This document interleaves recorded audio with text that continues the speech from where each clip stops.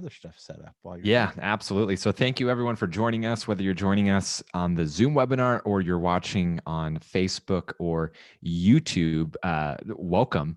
And we're super excited. We've been doing these webinars for a few weeks now. And so kind of some background on that. It's COVID-19. Everyone's in some sort of a lockdown, no matter where you are in the world. And so David and I wanted kind of a way to give back and provide some free value, particularly focused on web designers, those that are trying to navigate what it looks like to offer web design services during a global pandemic. And so yeah, so we've done a few different webinars already. Definitely watch the replay. Reach out to us if you want access to that replay.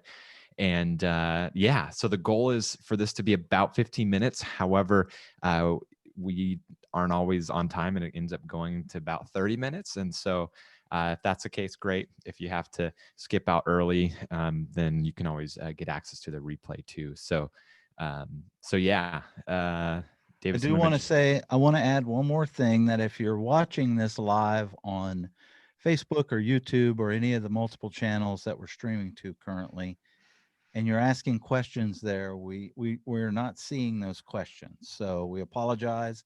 We can't, we're live streaming to, I think, approximately 5 to 7 pages. You know, Tim and my's businesses, outside of WP Gears, Divi Life, Divi Space, Aspen Grove Studios, YouTube, Facebook. If you can imagine, multiply those exponentially. We're streaming to all of those places so we can get this out to as many people as possible. But I do want to say, if you're messaging us anywhere other than in the Zoom chat, we're not seeing it. So we're not ignoring you. We're glad you're here and we're glad you're participating, and we will go back and answer those questions after we get off the live call. But um, don't think we're ignoring you. We just can't see all of the feeds at the same time currently. Yeah, absolutely. Good point, David. Thanks for sharing that. So, yeah, let's go ahead and get started here. So the topic for today's training is going above and beyond and becoming your client's marketing consultant.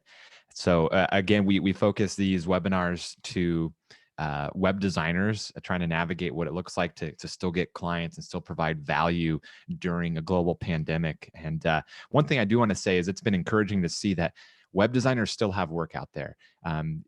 Kind of everyone's first instinct is that, like, oh, there's no more work for web designers because businesses are, they're cutting as much expenses as they can.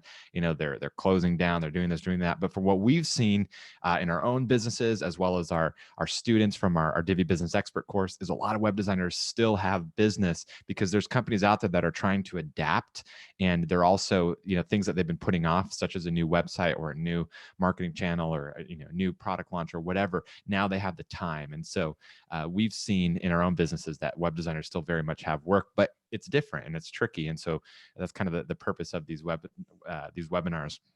So going above and beyond and becoming your client's marketing consultant, what does that mean? So something that David and I preach a lot on Divi Chat, on our podcast, within our Divi Business Expert course, is when it comes to providing value for your web design clients, you can't just be focused on delivering a pretty website.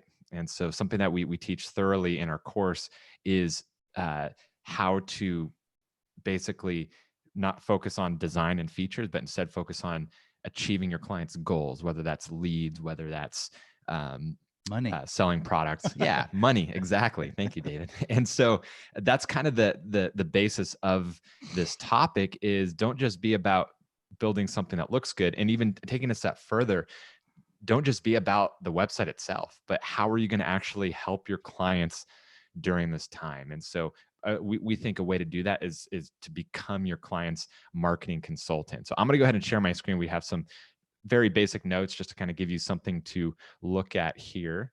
David, anything you want to add to kind of setting up that topic while I get this Yeah, I rolling? think I think I'm gonna add. I had a very interesting conversation, not interesting, a good conversation with a good friend of mine, Jill Sessa, who's also a WordPress developer, this morning. And Tim mentioned that, web designers, a lot of web designers right now are, you know, experiencing growth even in this pandemic and stuff. And that was definitely Jill's case as well in her message to me this morning. And I hope she doesn't mind. I don't think she will, me sharing her experience and stuff. Um, is that she says that her business is it's quadrupled. So in the last 6 weeks since all of this pandemic stuff has started and whatnot, her business has quadrupled. I mean, wow. Which totally makes sense to me. I mean, businesses are they're struggling right now. A lot of them are closed completely. They're not making any revenue, and they're not doing well. So they're desperately looking and seeking to find ways to improve that. So, you know, become your client's marketing consultant. And that doesn't mean go out to your clients and try to charge them for something right now. It's going to come back to you tenfold, if you just go trying to be helpful and stuff. And I'm going to share a quick example of, is it too early to share the coffee shop example, Tim, or can I dive right into that? It's up to you. Yeah, we can do that. No problem. Yeah. So it was first on our list. I just didn't know. I know you've got Y there, so I don't want to mess up your Tim's driving today. So Yeah, why don't we wait? We'll do the why, yeah, and we'll come back to the examples. that's why I asked. Perfect. Yeah, no, and I'm excited for David to share that example. So let this be a little teaser because it's a perfect example of kind of what we're talking about here. But yeah, so we kind of set up the topic, going above and beyond and becoming your client's marketing consultant. We kind of touched on this a little bit. So the first reason is of why you would want to do that. Well, first of all, stand out from your competitors that simply want to build them a new website. So for the companies out there that are looking to finally get that new website that they've been procrastinating on, and they're looking at different web design. Well, if they're looking at someone who is going to just build them a pretty website, and then you're coming along and you're basically talking about some ideas and things that you can help them implement. We'll talk about some more examples. Then you're going to stand out from the competitor because they're going to look at person A and then you, and it's going to be a clear choice, even if you're charging more, because you're actually going to go and help them grow their business and increase revenue during a global pandemic. And so that's a huge one, pretty obvious, but help you stand out from your competitors. Yeah, and this is this kind of actually segues nicely into that coffee shop example, Tim. Yeah. I think I'll throw it in here because we do have it broken up into whys and then some examples, but this is a perfect example. This is not a client of mine. Okay. I'm going to throw that out there right in the beginning and be transparent. This is not a client of mine. My favorite coffee shop here in Ashland, Oregon is Rogue Valley Coffee Company. And I just absolutely love their Mexican mochas. And I want to support small businesses that are trying to stay in business.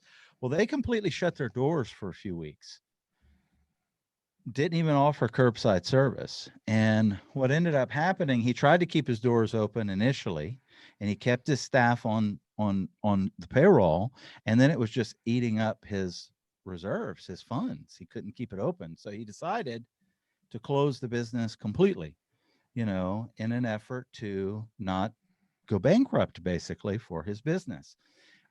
Well, more weeks passed. He needed to open up his doors to try to generate some kind of revenue because they were really struggling. And I mean, he's just an honest, transparent guy, even with a stranger who comes into his coffee shop, on a regular basis. I don't know him personally.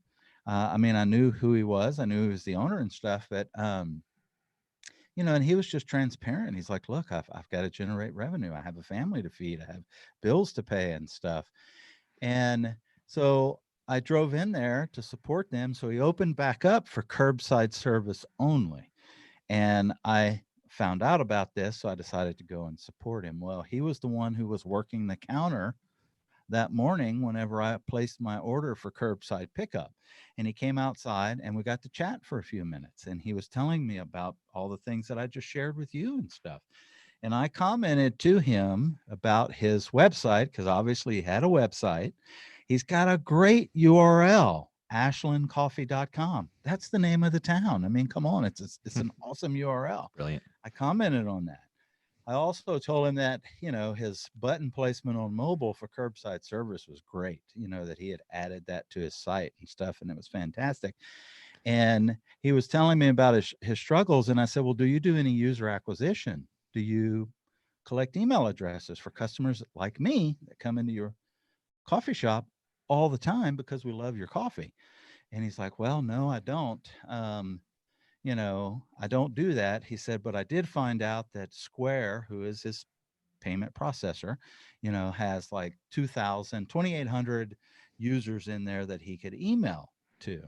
And I started just giving him tips about email marketing and, talking about user acquisition, because he can't take those email addresses or those customers out of Square's system. He has to email them from within their system, which is he's still a captive hostage of Square, which is we preach all the time.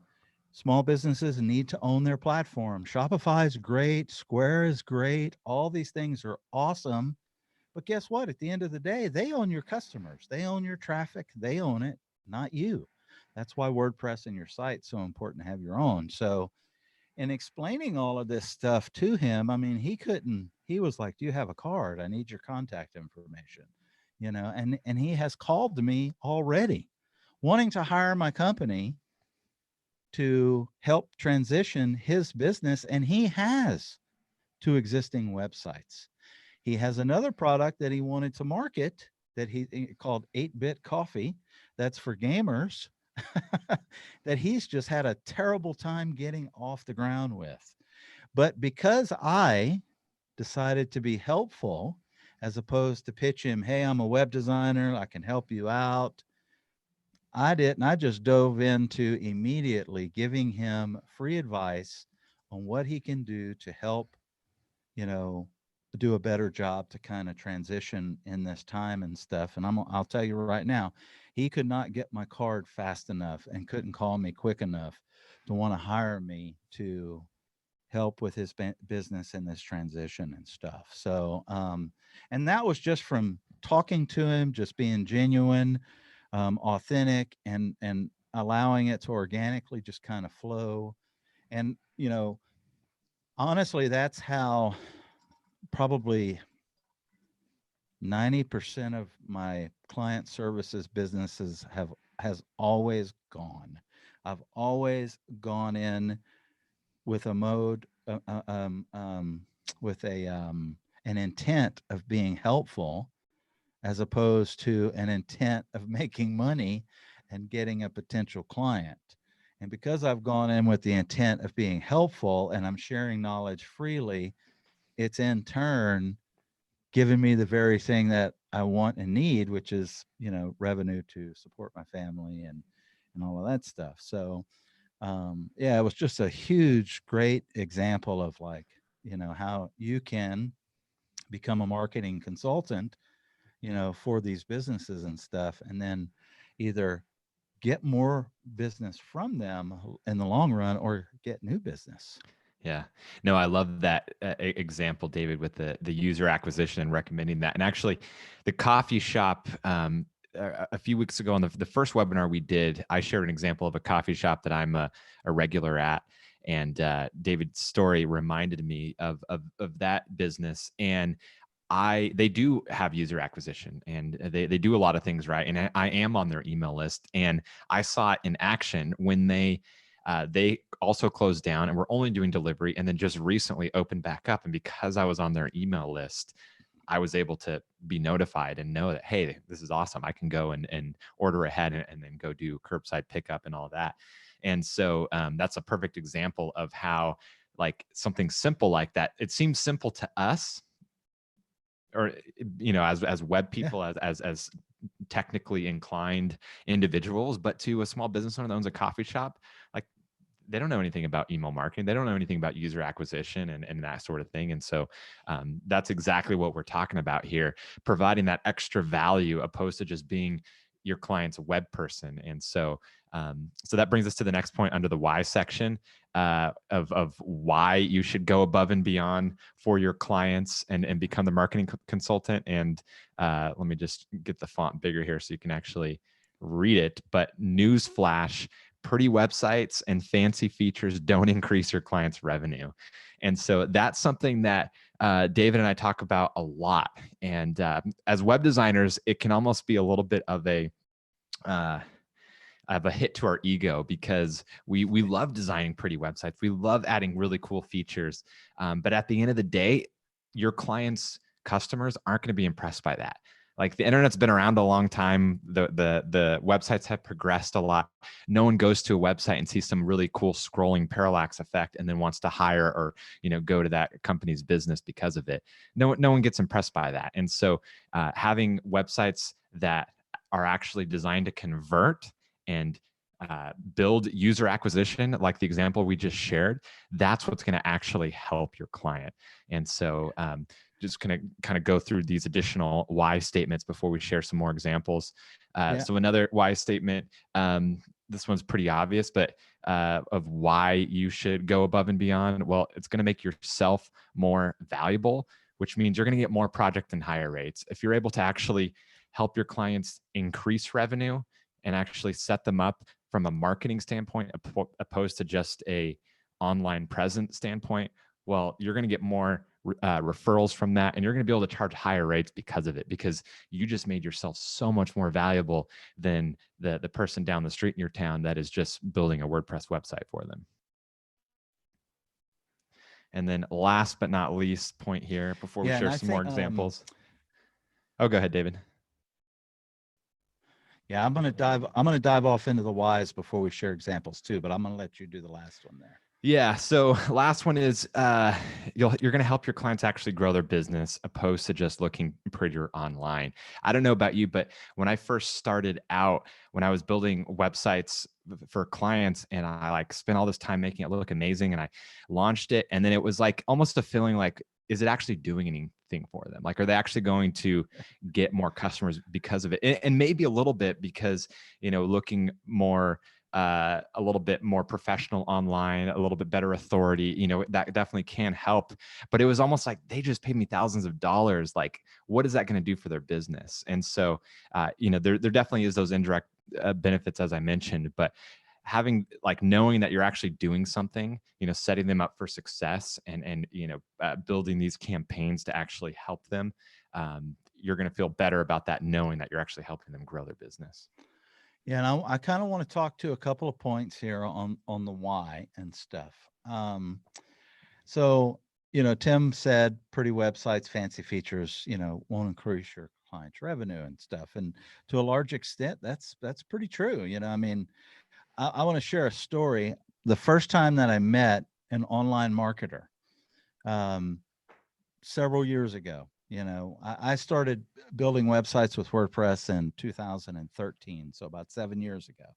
And, shortly thereafter, I was very much honed in on, man, how could I design and build the best looking website?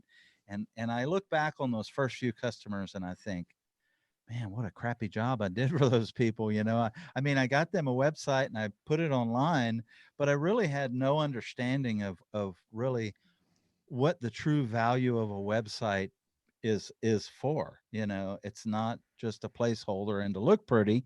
It's their company's business online, and it should be doing the same function that it's doing at their brick and mortar, which is generating revenue for them. So whether they offer services or sell products or whatever, that's what it needed to do. And I remember the first marketer that I met in person in real life, and we used to get into these battles about, crappy looking landing pages convert better than really good looking landing pages and stuff. And I liked things looking nice, and I didn't understand why we couldn't have both, make it look nice and convert and stuff.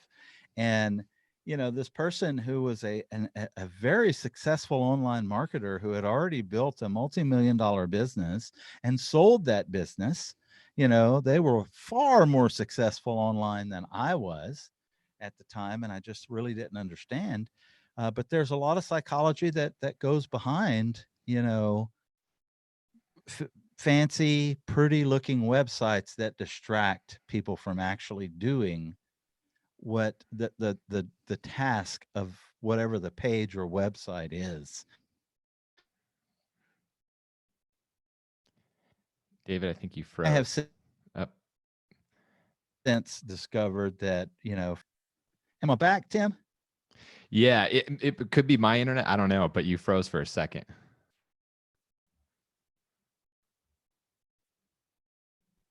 Not all of that. But basically the point is that, fancy, pretty features don't always necessarily do the trick for a business. You really need to understand conversion and doing that stuff.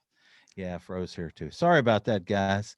Maybe we've got more Zoom people on here than we normally do, and I'm hosting a call, so who knows? Yeah, definitely. Yeah, no, that's exactly right, and I love that. And so we actually got a question in the Zoom chat here from Nat. As a web designer, though, I don't know much about how to help with marketing. My own website is not found online either, and so that's a good point. You might be thinking, well, I've only learned web design. I've only learned how to build WordPress websites, build Divi websites, that sort of thing. And so now's a great time actually to invest in yourself. And we actually talked about this on Divi Chat a few days ago, basically figuring out how to level up and invest in yourself to make yourself more valuable for your clients. And so, what's that, David?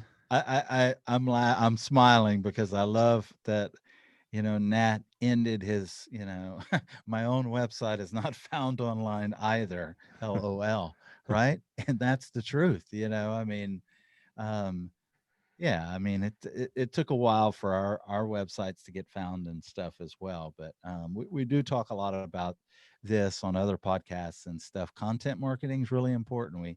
One of the free live webinars that we did a few weeks ago was what you can be doing right now to help your own business. And if you're slow right now with work and you're quarantined and staying home, start producing valuable content right now, Nat. Start writing blog posts and putting them out there, not 100 in one day, write them. If you got time to write them and just start posting them on your site once a week or something, and get Google to start seeing you as an authority and stuff. And I guarantee if you do that, you're gonna pass your competitors and you're gonna be found and stuff. And then you're gonna understand truly how to help the businesses that you're building websites for in the long run. So yeah. Yeah, absolutely. So we talked about the why you should go above and beyond for your clients in terms of becoming their marketing consultant opposed to just building them websites. So now I want to talk about some ways that you can actually do that. So we'll put that under the how category. Yeah. So we've already kind of talked about this, but just to reiterate, a website that's designed to convert and not just a pretty design. Okay, that's a pretty straightforward example. And then along with that, and one thing I want to say before I add this next one here is it's not a lot of times people think, okay, you build the website, okay, that's the first step, and then later you can worry about getting traffic and the marketing side, whether that's paid ads, content marketing, that sort of thing. And that's one approach. However, to really go above and beyond for your clients, if you basically lay out a plan of, I'm not just going to build you a website, like we're going to do a whole campaign, right? We're going to do, the website's that central hub, and that is a key part of it. But from the start, we're going to design a campaign around that. And so from day one, we're going to know how we're going to plan on getting traffic to your site. And so here's some additional examples that can be part of that. Setting up email marketing campaign to re-engage past customers. Yeah. That's a huge one right now, considering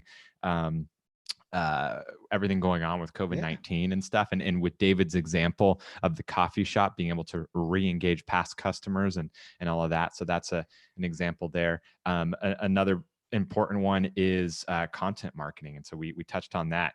And that's something that as David mentioned, we talked about on our last one of things that you can do is start content marketing for yourself, but then also for your clients as well, and build that into their overall marketing campaign, with the website being a key part of that. Absolutely. Yeah, And and I'm then going to let you paste your last one there too, Tim, because it's a good one as well. And we haven't really talked to that one yet, but I think that that last one is one to be talked to as well. Helping them with localized paid ads. Give them a freebie, let them try it out, tell them, give them some information, and see if it helps their business. Facebook ads aren't going to help every business. Some areas do a whole lot better than other areas do. So I wouldn't hang my hat on the paid stuff, because it can be kind of risky for businesses if they're not dialed in properly, if those ads aren't honed in, and the search volume and the area of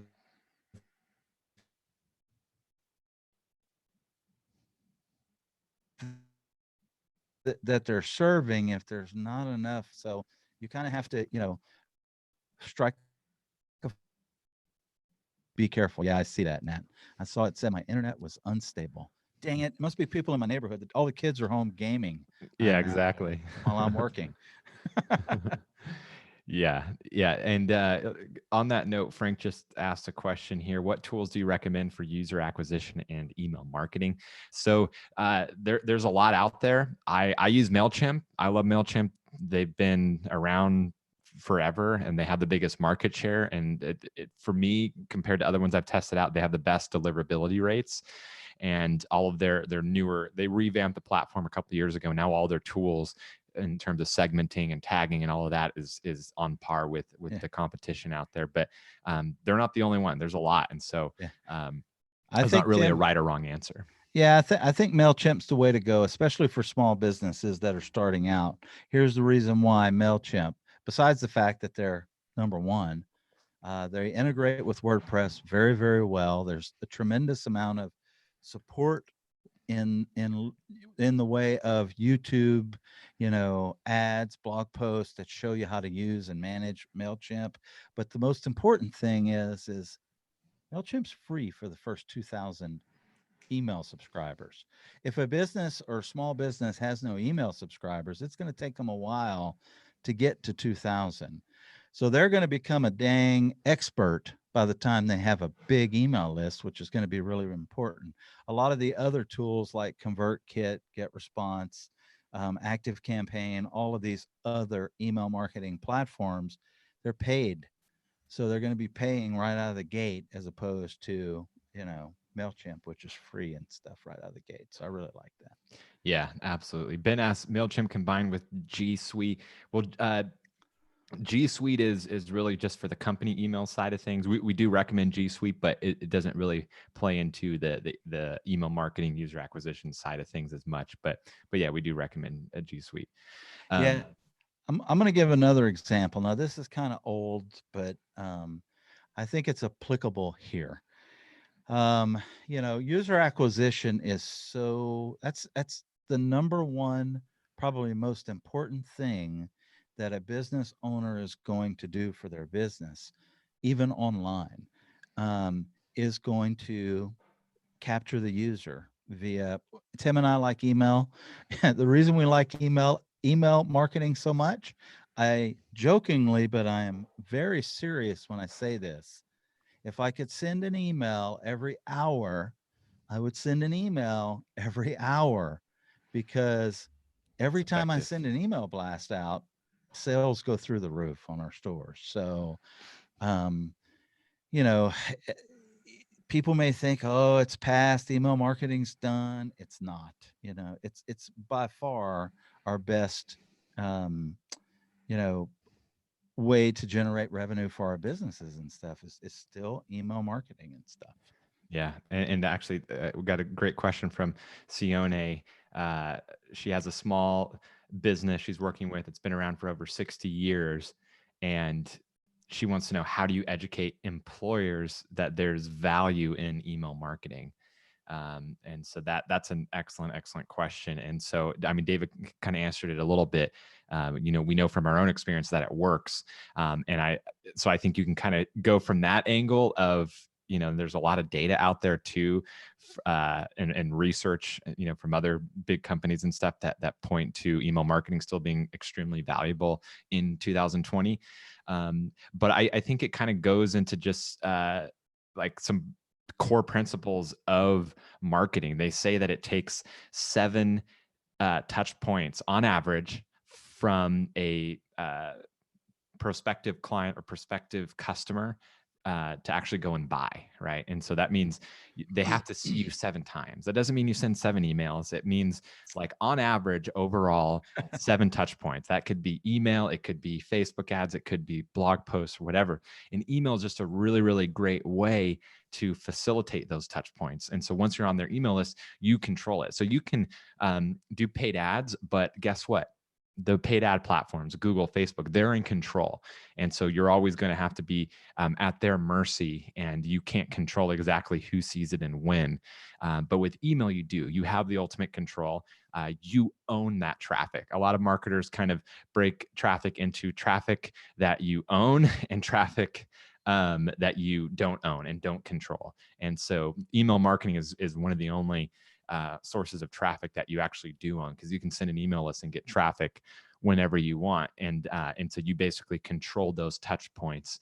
And so, as David mentioned, you can't just go out and send an email every single day, even though we wish we could. But through email marketing, it basically puts you in the driver's seat to control those touch points and control that traffic. So Yeah, I would and kind of use that as an example.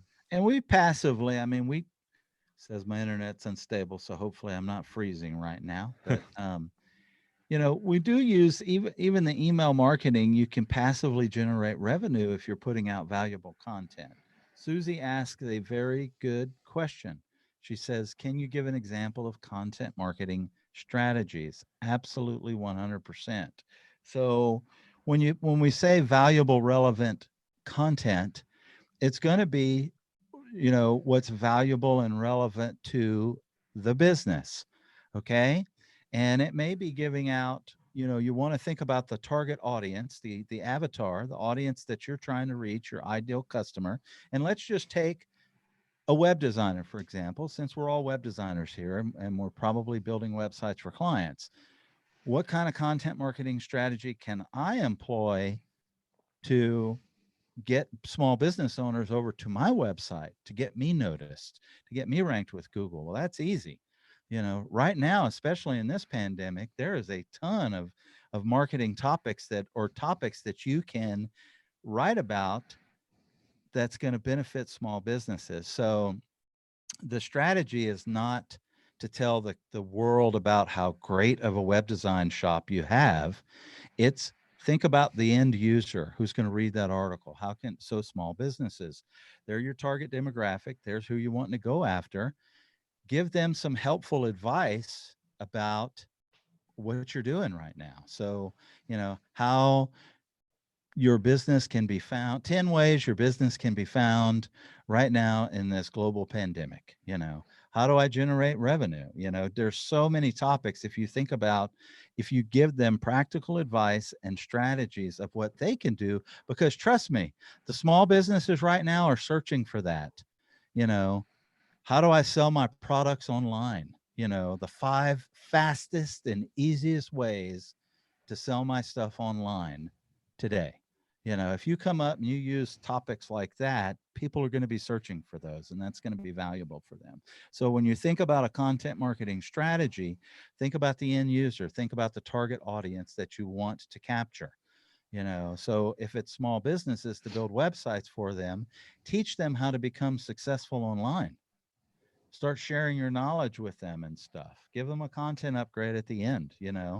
Um, you know, Sign up with your email address and get this PDF for our 5 steps, whatever it is, and you're going to do really great stuff. And that's one of my favorite strategies, combining content marketing with user acquisition. Right there, that's amazing. Ben asked a question. Actually, Ben and Augustine, very similar questions. Ben asked in the chat here on Zoom, what type of quantitative data do you track for customers to show before and after results of your redesign marketing efforts for them? And Augustine asked a similar question about the tools.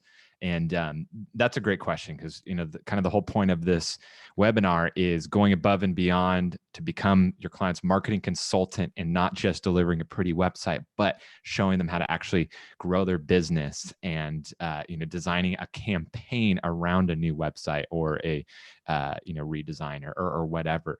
And so that's a great question. Okay, how can you actually prove to them that what they just paid you to do is working? And so, it really depends on the type of business. So, for example, if it is a restaurant, a lot of restaurants, we've been talking about them a lot, and they've decided that their main goal with this, new website or new campaign is to increase online ordering for curbside pickup or for delivery, for whatever. Okay, well, you kind of tailor everything towards that. Well, that's all very easily trackable. If you launch a new online ordering system and then you're providing traffic, well, okay, you can prove to them via Google Analytics that the new ways that you're driving traffic are working. And then you can also show them that, hey, look at all these online orders that you're getting as a result of these efforts. So Google Analytics, for sure, you want that optimized depending on the type of website. So for example, an e-commerce website, you want to be able to have it set up to actually report the e-commerce data, the add to carts and the actual purchase data. And so you can use a plugin like, shoot, David, what's one you guys use on your site? Oh God, which one? I'm sorry, for Google Analytics. Saeed Belkis. Yeah. Opt-in Monster. No, that's their. I'm going to go to my site, Tim. Hold on a second. Yeah, I'm totally blanking, but it's basically, it's Monster Insights. Monster Insights. Yeah, so you got the monster part right. Yeah, so Monster Insights has the pro version that will integrate with like WooCommerce or Easy Digital Downloads, for example, and send the data to Google Analytics, and then you have to turn on in Google Analytics to see e-commerce data. So that's a great tool because then you can actually see the revenue inside of Google Analytics, and you can see where that traffic is coming from. And so you can basically provide your clients reports and showing them not just where the traffic is coming from, but where their sales are coming from. Again, that's only if they're an e-commerce company, but you can do something similar. And you bring up a really good point because it's also going to help you to see where your break points are, to see where people are falling off in your funnel. You're going to be able to see, oh, wow, we got X number of people got all the way up to here, but then they're falling off. The purchases aren't there. So it's going to help you also dial in the marketing aspect of it and stuff to try to improve your funnel and whatnot. And Tim's right. It totally depends on the type of business that you have and stuff are going to determine what tools you use to track that quantitative data, because a lot of companies that you guys probably are going after are going to be like service-based companies.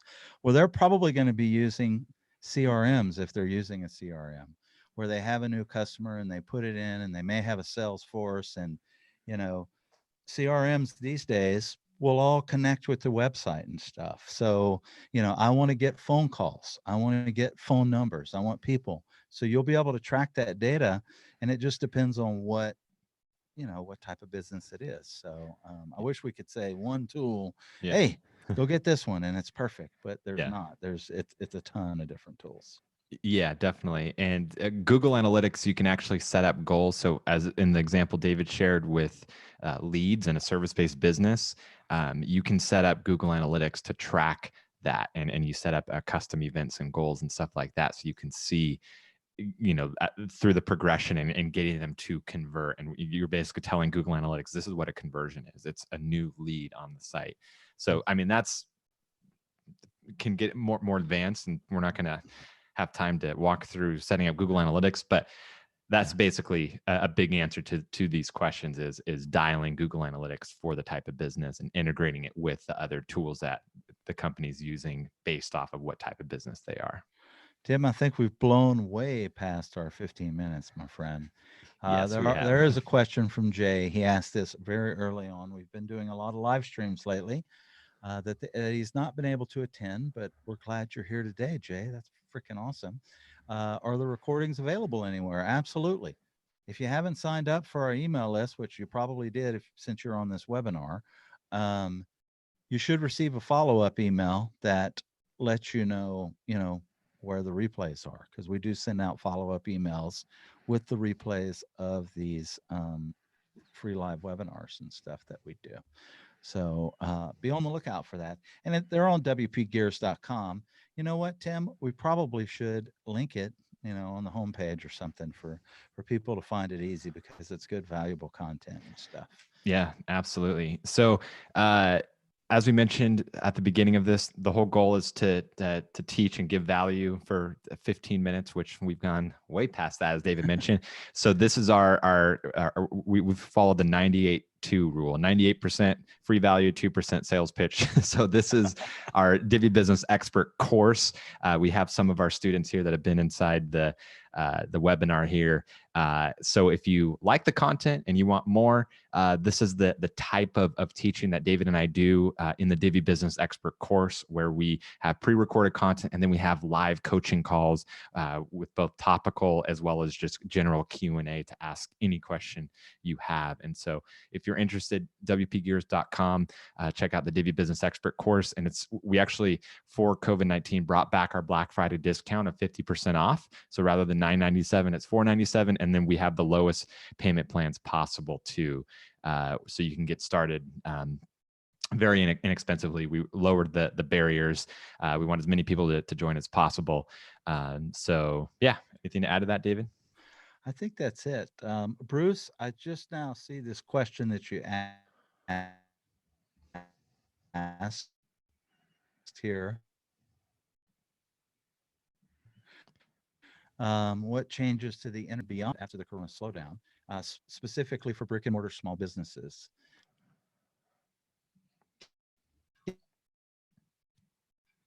David, you're freezing. Okay. How about now? Am I back? You're back, but I don't think anyone heard the question. You ask it then, Tim. Go ahead. Really quick. We had some of our students in the course from our Divi Business Expert course. Michael Wright saying course is well worth it, folks. James says, do it. It's good stuff. Well worth it. Thank you, guys. Frank mentioned I'm doing the course and it's super great. Thank you, Frank. And then Mr. Turvius asked, is this course connected to the one DiviSpace provides? So David is co-founder of DiviSpace, or co-owner. I'm owner of Divi Life. And so we basically, our partnership is WP Gears. And so it is put on by DiviSpace and Divi Life, to answer that question. Yeah. So some Divi chat episodes. Damn it. Me and my freezing internet. I've been traveling and I'm usually on a really slow internet. I'm supposed to be on a fast one right now, so it's kind of crazy. Yes, the course is drip fed, Natalie. Bruce asked a question, what changes to the internet marketing landscape do you see coming in Q3, 4 and beyond after the corona slowdown? I think this is a very, very good question, specifically for brick and mortar small businesses. Obviously, we don't have crystal balls and we can't tell you the future. However, I do feel very strongly that Q3 and 4 are going to be really successful for web designers for a couple of reasons. We don't know what's going to happen with Corona. They're speculative that it's going to be like the flu and it's going to come back in the cold weathered months. So in Q3 and 4, which is typically fall and winter here in the US, if you're south of the equator, then it's summertime there and you're going to be in the opposite. But for us here in the US and north of the equator, it's going to be wintertime, and they think that Corona is going to come back. So will they close businesses down? Will they slow it down? Will there be social distancing? Probably something. We don't know what, but I guarantee you businesses are going to want to be prepared for this the next time. So I predict that small businesses are going to be making a much bigger push to have their businesses online, generating revenue and money. So if you can help them, show them how to do that, it's going to be huge for your own business, because there's going to be a lot of them that are going to be afraid that they're going to get shut down again, and they still need to keep the lights on and stuff. Yeah. And I think this has been a big wake up call for a lot of businesses that have been ignoring internet marketing, have been ignoring their online presence, and they've been able to stay afloat just with kind of the old ways of doing things that have been around for a while. But this has been a big wake up call, and they're like, shoot, I need to adapt. I know I've been putting off this new website. I know I've been putting off, marketing online and stuff. And so I think, as David mentioned, it's going to be a great time to be a web designer. And I also think if you take some of these strategies that we've talked about today, specifically about not just being a web designer, but being a marketing consultant too, you're going to really just have a successful Q3 and Q4, because these businesses are hungry and eager to be able to stand out and drive traffic through the internet. Because guess what? Like, businesses are closed, but online businesses aren't. And so the businesses that have been able to adapt online in one way or another, not every business can be e-commerce, but finding a way to have a strong online presence and be able to sell online in some capacity, those are the businesses that are going to survive past 2020 because of what's happening. Well, I want to thank everybody for joining us today. Appreciate all the questions. We hope that you have learned something on this. We're going to be doing more. So remember to check it out. Jump on our email list. We're going to be doing some free live webinars pretty much weekly for the foreseeable future. So yeah, come join us. And really quick, Jennifer asked a question about our Divi Business Expert course. Is the course geared toward advanced web designers? I'm comfortable working with Divi and have built several small sites, but I'm not an advanced pro by any stretch. Michael, who's one of our students, did a beautiful job answering it. The course is focused on the business side rather than the technical side. So that's exactly right. We focus on what we, in our opinion, is the hard part, which is getting clients, streamlining your process, working efficiently and stuff like that. We do touch a little bit. Sales. Exactly. Sales. We do touch a little bit on the technical side, and we do get a lot of questions in our Q&A live coaching calls that are technical, and we want to be there for you to answer any question you have. But yeah, we focus on basically the side of things that you can't really learn with the free YouTube video, because you can learn how to, set up WordPress with a free YouTube video, but you're not going to find any free YouTube videos on how to land clients. So that's kind of the approach. Yeah. All right. Well, thanks everybody for joining. And Tim, I think we're good, my friend. Yes. Take care, everyone.